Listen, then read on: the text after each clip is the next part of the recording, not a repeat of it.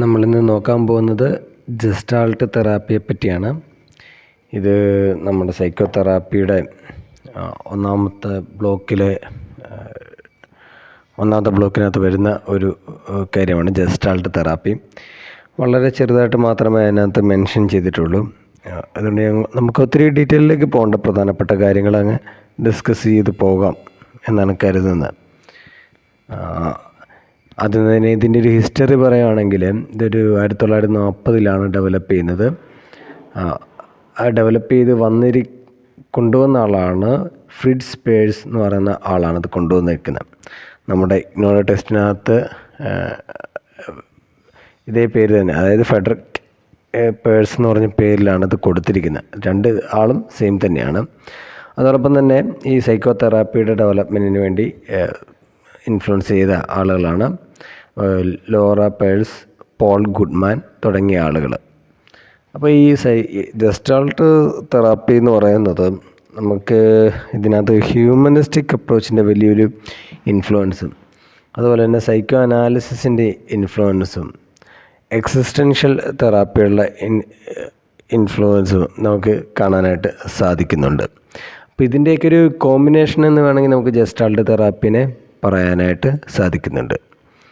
ഇപ്പം ആദ്യം തന്നെ നമുക്ക് ഇതിൻ്റെ ഒരു ബേസിക് ആയിട്ടുള്ള അസംഷൻസ്, ജസ്റ്റാൾട്ട് തെറാപ്പി ഹ്യൂമൻസിനെ സംബന്ധിച്ച് കുറച്ച് ബേസിക് ആയിട്ടുള്ള അസംഷൻസ് വെക്കുന്നുണ്ട്. ഒന്നാമതാണ് ഹോളിസ്റ്റിക് ബീയിങ് ആണെന്നുള്ള ഒരു അസംഷൻ. അതായത് മനുഷ്യൻ എന്ന് പറഞ്ഞാൽ തോട്ട്, ഫീലിങ്സ്, ആക്ഷൻ ഇതെല്ലാം കൂടെ ചേർന്നിട്ടുള്ള ഒരു ഹോളിസ്റ്റിക് ആയിട്ടുള്ള ബീയിങ് ആണ് എന്നൊരു അസംഷനാണ് ഒന്നാമതായിട്ട് വെക്കുന്നത്. പിന്നെ രണ്ടാമതെന്ന് പറഞ്ഞാൽ പ്രസൻറ്റ് മൂമെൻറ്റിൽ ഫോക്കസ് ചെയ്യുന്നു. അതായത് നമുക്കൊരു കോൺഷ്യസ് പാർട്ടുണ്ട്, അതുകൊണ്ട് നമുക്കതിനകത്ത് പ്രസൻറ്റ് മൂമെൻറ്റിൽ കോൺസെൻട്രേറ്റ് ചെയ്യാനും അതിനകത്ത് ചേഞ്ചസ് വരുത്താനും സാധിക്കുന്നുണ്ട്. അടുത്താണ് സെൽഫ് റെഗുലേഷൻ. അതായത് നമുക്ക് നമ്മുടെ തന്നെ പ്രോബ്ലംസ് സോൾവ് ചെയ്യാനും നമുക്ക് തന്നെ ചോയ്സുകൾ എടുക്കാനുമുള്ള കഴിവുണ്ട് എന്നുള്ള കൺസെപ്റ്റ്. പിന്നെ എന്ന് പറഞ്ഞാൽ കോണ്ടാക്ട് വിത്ത് എൻവയോൺമെൻറ്റ്. അതായത് നമ്മുടെ ജീവിതത്തിലെ ശീലങ്ങൾ, നമ്മുടെ ഇൻട്രസ്റ്റുകൾ, നമ്മളെ തന്നെ ഷേപ്പ് ചെയ്യുന്നത് ഒക്കെ നമ്മുടെ എൻവയോൺമെൻറ്റിലുമായിട്ടുള്ള ഇൻട്രാക്ഷൻ വഴിയാണ്. അപ്പം ഇതിൽ പല കാര്യങ്ങളും നമുക്ക് കാണാൻ സാധിക്കും. ഹ്യൂമനിസ്റ്റിക് വ്യൂ പോയിൻറ്റുമായിട്ട് ബന്ധപ്പെട്ട് നിൽക്കുന്ന പല കാര്യങ്ങളാണെന്നുള്ളത്. ഇനി നമുക്ക് അടുത്തത് ജസ്റ്റാൾട്ട് തെറാപ്പി എങ്ങനെയാണ് നമ്മുടെ ഒരു പ്രോബ്ലത്തിൻ്റെ, സൈക്കോളജിക്കൽ പ്രോബ്ലത്തിൻ്റെ കോസിനെ സംബന്ധിച്ചിടത്തോളം മനസ്സിലാക്കുന്നത് നോക്കാം. ഒന്നാമത്തെ കോസ്, ഈ പ്രോബ്ലം ഉണ്ടാകുന്നതിനായിട്ടുള്ള കോസായിട്ട് കാണുന്നത് അൺഫിനിഷ്ഡ് ബിസിനസ്. അതായത് അൺഎക്സ്പ്രസ്ഡ് ഇമോഷൻസ്, അൺറിസോൾവ്ഡ് കോൺഫ്ലിക്റ്റ്, അൺമെറ്റ് നീഡ്സ്, ഇതൊക്കെയാണ് നമ്മുടെ പ്രസൻറ്റ് ലൈഫിൽ പ്രോബ്ലംസ് ആയിട്ട് വരുന്നതെന്നാണ് ഈ ജസ്റ്റാൾട്ട് തെറാപ്പി പറയുന്നത്. നിങ്ങൾ ഓർക്കുക, ഇതൊക്കെ ഒരു സൈക്കോ അനാലിസിസും പറയുന്ന സെയിം രീതിയിലുള്ള കാര്യങ്ങളൊക്കെയാണ്. അതായത് പാസ്റ്റ് എക്സ്പീരിയൻസ് ആണ്, അല്ല പാസ്റ്റ് ലൈഫാണ് നമ്മളിപ്പോഴും ഇൻഫ്ലുവൻസ് ചെയ്യുന്നതെന്നുള്ള. ഇവരെങ്ങനെ പോകുന്നില്ലെങ്കിൽ കൂടിയും അതിൻ്റെ ഒരു ഇൻഫ്ലുവൻസ് നമുക്ക് കാണാനായിട്ട് സാധിക്കും. പിന്നെ അടുത്താണ് പുവർ സെൽഫ് അവെയർനെസ്. അതായത് നമ്മുടെ തോട്ട്സിനെ സംബന്ധിച്ചും ഫീലിങ്സിനെ സംബന്ധിച്ചും ബോഡിലി സെൻസേഷനെ സംബന്ധിച്ചുമുള്ള പുവറായിട്ടുള്ള സെൻസേഷൻ, നമ്മുടെ അവെയർനെസ് ആണ് സൈക്കോളജിക്കൽ പ്രോബ്ലത്തിന് പ്രധാനപ്പെട്ട കാരണം എന്നാണ് ജസ്റ്റാൾട്ട് തെറാപ്പി പറയുന്നത്. ഈ അവെയർനെസ്സിന് ഈ ജസ്റ്റാൾട്ട് തെറാപ്പിക്കകത്ത് വളരെ ഇമ്പോർട്ടൻ്റ് ആയിട്ടുള്ള പ്രാധാന്യമുണ്ട്. കാരണം ഇവർ അവെയർനെസ് ക്രിയേറ്റ് ചെയ്യുക എന്നുള്ള ലക്ഷ്യത്തോടെയാണ് പലപ്പോഴും തെറാപ്പിയിലൊക്കെ വർക്ക് ചെയ്യുന്നത്. ഓക്കെ, അത് നമുക്ക് പിന്നീട് വരുമ്പോൾ ഡിസ്കസ് ചെയ്യാം. അടുത്താണ് റെസിസ്റ്റൻറ്റ് ടു പ്രസൻറ്റ്. അതായത് പ്രസൻറ്റ് എക്സ്പീരിയൻസ്, ഇമോഷൻസ്, സൊല്യൂഷൻസ്, അങ്ങനെയൊക്കെയുള്ള കാര്യങ്ങളും, അതുപോലെ തന്നെ നമ്മുടെ ഒരു ആക്ഷൻ്റെ റെസ്പോൺസിബിലിറ്റി നമ്മൾ ടേക്ക് ചെയ്യാതിരിക്കും, നമ്മൾ തന്നെ എടുക്കാതിരിക്കുന്നതൊക്കെ പലതരത്തിലുള്ള പ്രോബ്ലംസിന് കാരണമാവുന്നു എന്നാണ് പറയുന്നത്. അടുത്താണ് ഡിസ്റ്റർബ്ഡ് കോണ്ടാക്ട് വിത്ത് എൻവയോൺമെൻറ്റ്. അതായത് നമ്മുടെ എൻവയോൺമെൻറ്റുമായിട്ട് ഒരു ഹെൽത്തി ആയിട്ടുള്ള റിലേഷൻഷിപ്പ് അല്ല ഉണ്ടാകുന്നതെങ്കിൽ അത് പലതരത്തിലുള്ള സൈക്കോളജിക്കൽ പ്രോബ്ലംസ് ഡെവലപ്പ് ചെയ്യുന്നതിന് കാരണമാകുന്നുണ്ട്. അപ്പോൾ ഇവിടെ ഇവരെങ്ങനെയാണ് പാസ്റ്റ് ലൈഫിനെ കാണുന്നത് എന്നും കൂടി പറയാം. എന്നിട്ട് നമുക്ക് അടുത്ത പോയിന്റിലേക്ക് പോകാം. ഈ പാസ്റ്റ് ലൈഫിനെ എങ്ങനെ കാണുന്നതെന്നുള്ളത് ഇവിടെ കൊടുത്തിട്ടില്ല, എങ്കിലും ഞാൻ ജസ്റ്റ് ഒന്ന് പറയാം. അതായത് സൈക്കോ അനാലിസിസിനകത്ത് പാസ്റ്റ് ലൈഫിനെ കാണുന്നത് ആ പാസ്റ്റ് ലൈഫിനകത്താണ് മുഴുവൻ കാര്യങ്ങളും ഇവർ കോൺസെൻട്രേറ്റ് ചെയ്യുന്നത്, സൈക്കോ അനാലിസിസിനകത്തൊക്കെ. ഓക്കെ, പക്ഷേ എന്നാൽ ജസ്റ്റാൾട്ട് തെറാപ്പിക്കകത്ത് പാസ്റ്റ് ലൈഫിന് അത്ര ഇമ്പോർട്ടൻസ് കൊടുക്കുന്നില്ല, അല്ലെങ്കിൽ പാസ്റ്റ് ലൈഫിലുള്ള കോഴ്സുകൾക്ക് ഇമ്പോർട്ടൻസ് കൊടുക്കുന്നില്ല. ഇവരെ സംബന്ധിച്ചിടത്തോളം പാസ്റ്റ് ലൈഫിനെ കാണുന്നത്, ഇപ്പം ഒരു തെറാപ്പി സെഷനകത്ത് നമ്മൾ പാസ്റ്റ് ലൈഫിലേക്ക് പോവുക എന്ന് പറഞ്ഞാൽ പ്രസൻറ്റ് ലൈഫിലേക്ക് ചെയ്യേണ്ട കാര്യങ്ങളിൽ നിന്നുള്ള അതിൻ്റെ റെസ്പോൺസിബിളിൽ നിന്നുള്ള ഒരു എസ്കേപ്പായിട്ടാണ് ഇവർ കാണുന്നത്. കാരണം നമ്മൾ ഇപ്പോഴാണ് നമ്മൾ ജീവിച്ചുകൊണ്ടിരിക്കുന്നത്. അപ്പോൾ ഇപ്പോഴാണ് നമ്മൾ സൊല്യൂഷൻ കണ്ടെത്തുന്നത്, ഇപ്പോഴാണ് നമ്മൾ ആ പ്രശ്നം പരിഹരിക്കേണ്ടത്. അതുകൊണ്ട് ഈ പ്രസൻറ്റിലാണ് നമ്മൾ കോൺസെൻട്രേറ്റ് ചെയ്യേണ്ടത് എന്നൊരു കൺസെപ്റ്റാണ് ഈ ജസ്റ്റാൾട്ട് തെറാപ്പിക്കുള്ളത്. അപ്പോൾ പാസ്റ്റ് ലൈഫിലേക്ക് പോകുന്നതിനെ ഒരു അവോയ്ഡിങ് ഫ്രം അവർ റെസ്പോൺസിബിലിറ്റി എന്നുള്ള നിലയിലാണ് ജസ്റ്റാൾട്ട് തെറാപ്പികൾ കാണുന്നത്. അപ്പോൾ ഇനി നമുക്ക് ഒരാളുടെ ഫങ്ഷനെ സംബന്ധിച്ച് മനസ്സിലാവണമെങ്കിൽ അതിനുവേണ്ടി ഒരു 5 ലെവൽസ് ഓഫ് ന്യൂറോസിസ് എന്ന് പറയുന്ന ഒരു കൺസെപ്റ്റ് ജസ്റ്റാൾട്ട് തെറാപ്പി മുന്നോട്ട് വെക്കുന്നുണ്ട്. ഇതിപ്പം അത്ര ഉപയോഗിക്കുന്നില്ലെങ്കിൽ കൂടിയും നമുക്കൊരാളുടെ ഫങ്ഷൻ ഏത് ലെവലിലാണെന്ന് മനസ്സിലാക്കാനായിട്ട് ഇത് പലപ്പോഴും ഉപകാരപ്പെടാറുണ്ട്. ഓക്കെ, നമുക്ക് ഒന്നാമത്തെ നോക്കാം. ഫോണി ലെയർ എന്നാണ്, അല്ലെ ഫോണി ലെവൽ എന്ന് പറയും. ഇതെന്ന് പറയുന്നത് ഒന്നാമത്തെ ലെവലാണ്. ഇങ്ങനെയുള്ള ആളുകൾ, ഈ ലെവലിലുള്ള ആളുകൾ എന്ന് പറഞ്ഞാൽ ഇൻഒതൻറ്റിക് ആയിട്ടാണ് പെരുമാറുക. ഓക്കെ, അടുത്തതാണ് ഫോബിക് ലെയർ എന്ന് പറയുന്നത്. അതായത് അവരെന്ന് പറഞ്ഞാൽ ആങ്ഷ്യസ് ആയിരിക്കും, ഫിയർഫുള്ളായിരിക്കും, അവരുടെ ട്രൂ ഫീലിങ്സ്, നീഡ്സൊക്കെ എക്സ്പ്രസ് ചെയ്യാനൊക്കെ ആയിട്ട്. പിന്നെയാണ് ഇംപസസ് ലെയർ എന്ന് പറയുന്നത്. അവരെന്ന് പറഞ്ഞാൽ feeling helpless, unable to move forward, അതായത് ചേഞ്ചുകൾ അവരിഷ്ടപ്പെടുന്നില്ല, അങ്ങനെയുള്ള കൂട്ടരാണ്, അല്ല അങ്ങനെയുള്ള ലെവലാണ് ഇംപസസ് ലെയർ എന്ന് പറയുന്നത്. നമുക്കിതിനെ അങ്ങനെയുള്ള ആളുകൾ എന്ന് പറയാൻ പറ്റത്തില്ല, കാരണം ഇതൊരു അണ്ടർസ്റ്റാൻഡിങ്ങിന് മാത്രമേ ഉള്ളൂ. ഏത് ലെവലിൽ ഒരാൾ നിൽക്കുന്നു എന്നുള്ള ഒരു അണ്ടർസ്റ്റാൻഡിങ് ഉണ്ടാക്കിയെടുക്കാൻ മാത്രമേ ഈ ഒരു സംഗതി ഉപകരിക്കത്തുള്ളൂ. അതുകൊണ്ട് തന്നെ നമുക്ക് ഇന്ന ആൾക്കാർ എന്ന് പറയാൻ പറ്റത്തില്ല. ഒരു ഇൻഡിവിജ്വലിൻ്റെ ട്രെയ്റ്റ് എന്ന നിലയിലല്ല ഇതിനെ കാണുന്നത്, ഒരു ലെവൽ എന്ന നിലയിലാണ് ഇത് മനസ്സിലാക്കേണ്ടത്. പിന്നെ അടുത്താണ് ഇമ്പോസീവ് ലെയർ എന്ന് പറയുന്നത്. അതായത് അവരുടെ ലിമിറ്റേഷനെ പറ്റിയും അവരുടെ എന്താണ് അവരുടെ പ്ലേസ് എന്താണ് എന്നുള്ളതിനെ പറ്റിയൊക്കെ അവർക്ക് അറിവുണ്ടായിരിക്കും. പക്ഷേ അവർക്ക് ഒരു ആക്ഷനിലേക്ക് പോകാനായിട്ട് സാധിക്കത്തില്ല. അങ്ങനെയുള്ള ഒരു സ്റ്റേജിനെയാണ് നമ്മൾ ഇംപോൾസീവ് ലെവൽ എന്ന് പറയുന്നത്.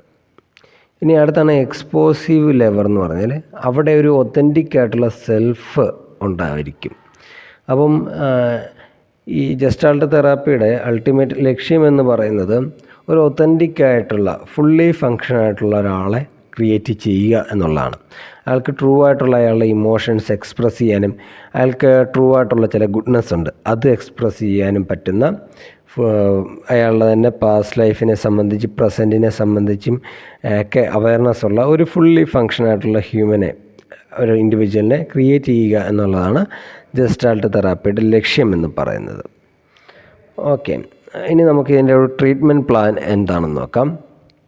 ഒന്നാമത്തെ ട്രീറ്റ്മെൻറ്റ് പ്ലാൻ എന്ന് പറഞ്ഞാൽ ഇൻക്രീസ്ഡ് അവയർനെസ്. അതായത് നമ്മൾ ഞാൻ പറഞ്ഞായിരുന്നു, ഈ അവയർനെസ്സിന് വളരെ ഇമ്പോർട്ടൻ്റ് ആയിട്ടുള്ള കാര്യമുണ്ട്. അതായത് ഒരു ഫുള്ളി ഫങ്ഷൻ ആയിട്ടുള്ള ആളെ ക്രിയേറ്റ് ചെയ്യുക എന്നുള്ളതാണ് ജസ്റ്റാൾട്ട് തെറാപ്പിയുടെ ലക്ഷ്യം. ആ ഫുള്ളി ഫങ്ഷനായിട്ടുള്ള ഒരാളെ ക്രിയേറ്റ് ചെയ്യണമെങ്കിൽ ഏറ്റവും അടിസ്ഥാനമായിട്ടുള്ള കാര്യമെന്ന് പറയുന്നത് ഒരു ഫുള്ളി അവയർനെസ് ഉള്ള ഒരാളെ ക്രിയേറ്റ് ചെയ്യുക. അതുകൊണ്ട് തന്നെ current thoughts, feelings and behaviour തുടങ്ങിയ കാര്യങ്ങളിലെല്ലാം തന്നെ ഒരു അവയർനെസ് ക്രിയേറ്റ് ചെയ്യാനായിരിക്കും നമ്മുടെ ജസ്റ്റാൾട്ട് തെറാപ്പി ശ്രമിക്കുന്നത്. അടുത്താണ് ടേക്കിംഗ് റെസ്പോൺസിബിലിറ്റി. അതായത് അവനവൻ്റെ തന്നെ ആക്ഷൻസിൻ്റെയും പ്രശ്നങ്ങളുടെയും റെസ്പോൺസിബിലിറ്റി സ്വയം ഏറ്റെടുക്കുക എന്നുള്ള ഒരു കൺസെപ്റ്റ് ഈ ജസ്റ്റാൾട്ട് തെറാപ്പിക്കകത്ത് ഉണ്ട്. എക്സ്പെരിമെൻറ്റേഷൻ ആൻഡ് എക്സ്പ്ലോറേഷൻ,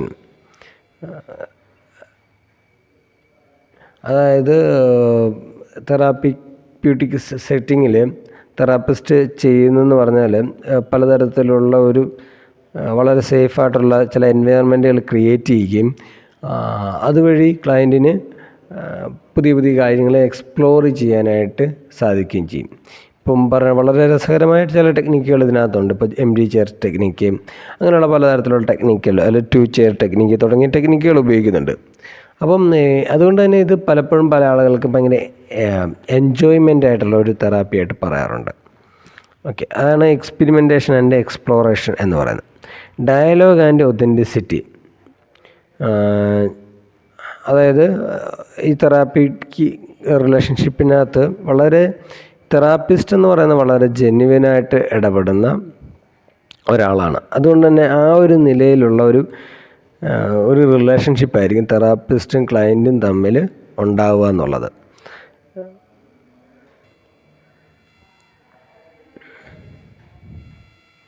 പിന്നെ അടുത്താണ് കംപ്ലീറ്റ് അൺഫിനിഷ്ഡ് ബിസിനസ്. അപ്പോൾ നമുക്കറിയാം, പാസ്റ്റ് ലൈഫിൽ ഇട്ടിട്ട് പോയിട്ടുള്ള പലതരത്തിലുള്ള കാര്യങ്ങളുണ്ടാകും, അതിനെ ഫിനിഷ് ചെയ്യുക എന്നുള്ളത്. സ്ട്രെങ്ത് ആൻഡ് കോണ്ടാക്റ്റ്, അതായത് നമ്മുടെ എൻവയൺമെൻറ്റുമായിട്ട് ബന്ധപ്പെട്ടിട്ടുള്ള നമ്മുടെ ഇൻ്റർപേഴ്സണൽ റിലേഷൻഷിപ്പുകൾ, അങ്ങനെയുള്ള കാര്യങ്ങളൊക്കെ വളരെ സ്ട്രെങ്തൻ ചെയ്യുക എന്നുള്ളത്. ഇതൊക്കെയാണ് ട്രീറ്റ്മെൻറ്റ് പ്ലാൻ എന്ന് പറഞ്ഞാൽ. ഇനി ഇതിനകത്ത് ഈ ഒരു പ്ലാനെ അടിസ്ഥാനപ്പെടുത്തി ഡിഫറെൻ്റ് ആയിട്ടുള്ള തെറാപ്യൂട്ടിക് ടെക്നിക്കുകൾ ഉപയോഗിക്കുന്നുണ്ട്. അത് എന്തൊക്കെയാണെന്ന് നോക്കാം. ഒന്നാമത്താണ് MD ചെയർ ടെക്നിക്ക്, അല്ലെങ്കിൽ ഡയലോഗ് എന്നാണ് ഇതിനകത്ത് പറഞ്ഞിരിക്കുന്നത്. MD ചെയർ ടെക്നിക്ക് എന്ന് പറയും. ഇതെന്ന് പറഞ്ഞാൽ ക്ലയൻറ്റിനോട് വേറൊരു ഓപ്പോസിറ്റ് ഒരു ചെയർ ഇട്ടിട്ട്, ഒരു ചെയർ ക്ലയൻറ്റ് ഇരിക്കാനും മറ്റൊരു ചെയറിൽ അയാളുടെ എന്തെങ്കിലും ആരോടാണോ സംസാരിക്കേണ്ടത് അയാളെ പ്ലേസ് ചെയ്യാനും പറയും. എന്നിട്ട് അവർ തമ്മിൽ ഡയലോഗ് ഇദ്ദേഹം തന്നെ ചെയ്യണം. ആ MD ചെയറിനെ നോക്കി ആ MD ചെയറിൽ മറ്റേ ആളിരിക്കുന്നു എന്ന് പറഞ്ഞുകൊണ്ട് സങ്കല്പിച്ചുകൊണ്ട് സംസാരിക്കണം. ഇപ്പോൾ ഒരു ഉദാഹരണം പറയുകയാണെങ്കിൽ, ഇപ്പോൾ പാസ്റ്റിൽ ഒരു കുട്ടിയുടെ ചെറിയ പ്രായത്തിൽ അദ്ദേഹത്തിൻ്റെ അച്ഛനോ അമ്മയോ ആരെങ്കിലും മരിച്ചു പോയെന്ന് വിചാരിക്കുക. ആ കുട്ടി വലുതാവുന്നു. കഴിഞ്ഞ് നമുക്ക് തെറാപ്പിക്ക് വരുമ്പം എന്ത് ചെയ്യും, ഈ ക്ലയൻറ്റിനെ കൊണ്ട് നമ്മൾ അവിടെ ഇരുത്തിയിട്ട് പാസ്റ്റ് ലൈഫിൽ മരിച്ചു പോയ ആ ഒരു പേരൻറ്റുമായിട്ട് സംസാരിക്കുന്ന പോലെ. ആ ഒരു പേരൻറ്റിൻ്റെ മരണം ഈ കുട്ടിയെ സംബന്ധിച്ചിടത്തോളം വലിയൊരു പ്രശ്നമായിട്ട് മാറിയിട്ടുണ്ട് എന്ന് വിചാരിക്കുക. അപ്പോൾ അങ്ങനെയുള്ള കേസുകളിൽ നമ്മൾ ഈ MD ചെയർ ടെക്നിക്കുകളൊക്കെ ഉപയോഗിക്കാറുണ്ട്. പിന്നെ 2 ചെയർ ടെക്നിക്സ്, സിമിലറായിട്ട് MD ചെയർ ടെക്നിക്ക് പോലെ സിമിലറായിട്ടുള്ള വേറൊരു ടെക്നിക്കാണ്. പിന്നെ കൺഫ്രണ്ടേഷൻ ഉപയോഗിക്കുന്നുണ്ട്. കൺഫ്രണ്ടേഷൻ എന്ന് പറഞ്ഞാൽ നമ്മൾ അതായത് കുറച്ചും കൂടെ ക്ലയൻറ്റ് പറയുന്ന കാര്യങ്ങളെ അതിനകത്ത് നമുക്കൊരു ചേർച്ചക്കുറവോ അല്ലെങ്കിൽ പലതരത്തിലുള്ള ഇൻകോൺഗ്രുവൻസിയൊക്കെ തോന്നുന്ന സമയത്ത് നമ്മളതിനെ കൺഫ്രണ്ട് ചെയ്യും. കൺഫ്രണ്ട് ചെയ്യുക എന്ന് പറഞ്ഞാൽ നമ്മളതിന് ക്വസ്റ്റ്യൻ ചെയ്യുക എന്നുള്ള നല്ല ഒരു മൈൽഡ് ലെവലിൽ, ബാലൻസ്ഡ് ആയിട്ട് ലെവലിൽ ക്വസ്റ്റ്യൻ ചെയ്യുന്നു, അതിനെ കൺഫ്രണ്ടേഷൻ എന്ന് പറയുന്നത്. പിന്നെ റോൾ പ്ലേയിങ് ഉണ്ട്. പിന്നെ എനാക്ട്മെൻറ്റ് എന്ന് പറയുന്നൊരു ടെക്നിക്കുണ്ട്. റോൾ പ്ലേ നമുക്ക് അറിയാമായിരിക്കുമല്ലോ. അതായത് നമ്മളിപ്പോൾ ഡിഫറെൻ്റ് ആയിട്ടുള്ള റോളുകൾ ചെയ്യണം. അതായത് ക്ലയൻറ്റും അവരുടെ അമ്മയും തമ്മിൽ പ്രശ്നമുണ്ടെന്ന് ചോദിച്ചു. അപ്പം അമ്മായിയമ്മയുടെ റോളും ക്ലയൻറ്റും രണ്ടുപേരും ക്ലയൻറ്റ് തന്നെ അമ്മായിയമ്മയായിട്ടും ക്ലയൻറ്റായിട്ടും തന്നെ റോളുകൾ ചെയ്യണം. അടുത്താണ് ബോഡി അവയർനെസ് എക്സസൈസ് എന്ന് പറയുന്നത്. അതായത് ഫിസിക്കൽ സെൻസേഷനെയും വെർബൽ ക്യൂസിനെയും വെച്ചുകൊണ്ടുള്ള ബോഡി അവയർനെസ് ക്രിയേറ്റ് ചെയ്യാനുള്ള ചില എക്സസൈസുകളുണ്ട്, അത് നോക്കും. പിന്നെ ഐ സ്റ്റേറ്റ്മെൻറ്റ്, അതായത് ഇതിനകത്ത് പറയുന്ന നമ്മളിപ്പോൾ ലാംഗ്വേജ് നമ്മൾ പ്രധാനമായിട്ട് നോക്കും ഈ ഗസ്റ്റാൾട്ട് തെറാപ്പിക്കകത്ത്. അപ്പോൾ അതിനകത്ത് പറയുന്ന ലാംഗ്വേജ് എന്ന് പറയുന്നത്, അതിനകത്ത് ഐ എന്ന് പറയുന്ന വാക്ക് കൂടുതൽ ഉപയോഗിക്കുന്നുണ്ടോ എന്നുള്ളത് നോക്കും. കാരണം ഐ എന്നുള്ള വാക്ക് ഉപയോഗിക്കുന്നുണ്ടെങ്കിൽ നമ്മളതിനകത്ത് നമ്മുടെ പ്രവർത്തനങ്ങളിൽ അല്ലെങ്കിൽ നമ്മുടെ ചെയ്ത കാര്യങ്ങളിൽ നമ്മൾ കൂടുതൽ റെസ്പോൺസിബിൾ ആണ് എന്നാണ് ഉദ്ദേശിക്കുന്നത്. ഓക്കെ. പിന്നെ ഈ എനാക്ട്മെൻ്റ് എന്ന് പറഞ്ഞാൽ, ഇപ്പോൾ നമ്മുടെ ക്ലയൻറ്റ് ഇങ്ങനെ പറഞ്ഞു വരുവാണ്, അയാൾ ഒരു കുട്ടിയുടെ കാര്യം പറഞ്ഞിട്ട് ആ കുട്ടിയെപ്പോലെ ഇത് ചെയ്യുന്നു, ഭയങ്കര ദേഷ്യപ്പെട്ടു, അങ്ങനെയൊക്കെ പറയുകയാണെങ്കിൽ നമ്മൾ എന്ത് ചെയ്യുന്നു, ആ ക്ലയൻറ്റിനോട് ആക്ട് ചെയ്യേണ്ടി പറയും, കുട്ടിയായിട്ട് ആക്ട് ചെയ്യേണ്ടി പറയും. അങ്ങനെ ഒരു ടെക്നിക്കാണ്. അതായത് അയാൾ പറഞ്ഞ കാര്യങ്ങൾ, വെർബലി പറഞ്ഞ കാര്യങ്ങളെ ബിഹേവിയറലി എക്സ്പ്രസ് ചെയ്ത് കാണിക്കാൻ വേണ്ടി പറയും. ഓക്കെ, അങ്ങനെയുള്ള ടെക്നിക്കാണ് എനാക്ട്മെൻ്റ് എന്ന് ഉദ്ദേശിക്കുന്നത്. പിന്നെയാണ് ഡ്രീം വർക്ക് ഉണ്ട്, അത് സൈക്കോ അനാലിസിസിൽ ഉപയോഗിക്കുന്ന ഒരു ടെക്നിക്കാണ്, അതുണ്ട്. പിന്നെ ആർട്ട് ആൻഡ് ക്രിയേറ്റീവ്, അതായത് ഇപ്പോൾ ക്ലേ വെച്ചിട്ടുള്ള അങ്ങനെയുള്ള കാര്യങ്ങളൊക്കെ വെച്ചിട്ടുള്ള ചില തെറാപ്പി രീതികൾ ഈ ഗസ്റ്റാൾട്ട് തെറാപ്പിക്കകത്ത് ഉപയോഗിക്കാറുണ്ട്. അപ്പം ഇത്രയും കാര്യങ്ങളാണ് ഇതുമായിട്ട് ബന്ധപ്പെട്ടിട്ടുള്ള പ്രധാനപ്പെട്ട പോയിൻറ്റുകളായിട്ട് വരുന്നത്. നമ്മുടെ ഇഗ്നോർ ടെക്സ്റ്റിനകത്ത് ഇത്രയും ഡീറ്റെയിൽ ആയിട്ട് പറഞ്ഞിട്ടില്ലെങ്കിൽ കൂടിയും നമ്മളിതൊക്കെ പഠിച്ചു വെക്കുന്നത് നല്ലതായിരിക്കും. ഇപ്പോൾ രണ്ടാമത് നിങ്ങൾ ഓർക്കുക, ഈ ജസ്റ്റാൾട്ട് തെറാപ്പി പല സ്ഥലത്തും ഉപയോഗിക്കുന്നത് പല രീതിയിലാണ് ഉപയോഗിക്കുന്നത്. അതിനകത്തൊക്കെ ഏറെ ഏറ്റക്കുറച്ചിലുകളും കാര്യങ്ങളൊക്കെ ഉണ്ടാവുന്നുണ്ട്. ഓക്കെ, അപ്പോൾ ഇതും കൂടെ മനസ്സിലാക്കി വെച്ചുകൊണ്ട് വേണം നമ്മൾ ഈ ഒരു വിഷയത്തെ പഠിക്കാനായിട്ട്, ജസ്റ്റാൾട്ട് തെറാപ്പിയെ മനസ്സിലാക്കാനായിട്ട്. അപ്പോൾ ഇത്രയേ ഉള്ളൂ ഇന്നത്തെ ഈ ക്ലാസ്സിൽ.